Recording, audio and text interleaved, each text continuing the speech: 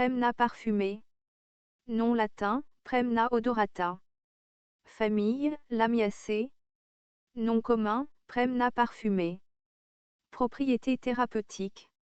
Sudorale, pectorale, carminative, antimicrobienne, antivirale, anticoagulant, cardiotonique, hépatoprotecteur, antituberculeux, antitumoral, antimutagène, antiparasitaire, antioxydant.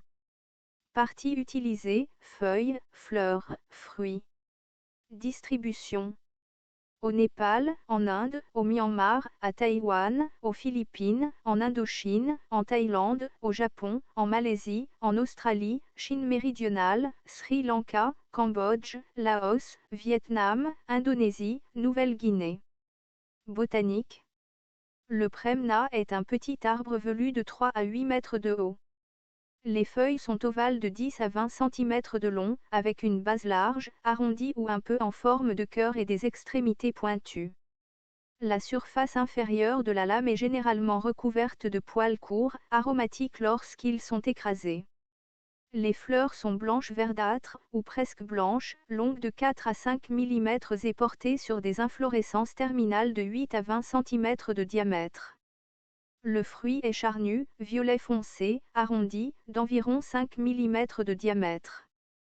Constituants.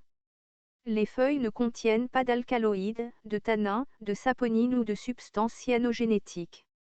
Les feuilles donnent 0,02% d'huile essentielle vert jaunâtre avec un parfum caractéristique.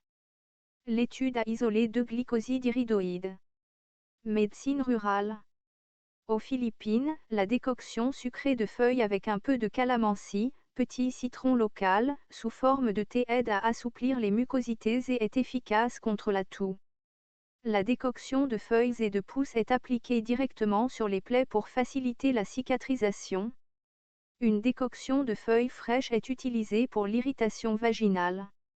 Une décoction de feuilles séchées est utilisée pour la fièvre et le rhume, la toux et la bronchite, les cloques des lèvres et les maux d'estomac. Pour les flatulences, des feuilles écrasées mélangées à un peu d'huile de noix de coco ou de sésame sont appliquées sur l'abdomen. Les feuilles écrasées sont appliquées sur le front et les tempes pour les maux de tête. La décoction de feuilles a été utilisée pour la tuberculose.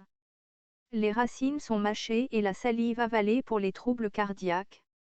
Une décoction de racines, feuilles, fleurs et fruits est utilisée comme sudorifique, pectoral et carminatif. Une décoction de feuilles est utilisée pour le bain des nourrissons. Un extrait de feuilles pour nettoyer les plaies et pour éliminer les tiques et les puces. Les feuilles appliquées sur la vessie facilitent la miction.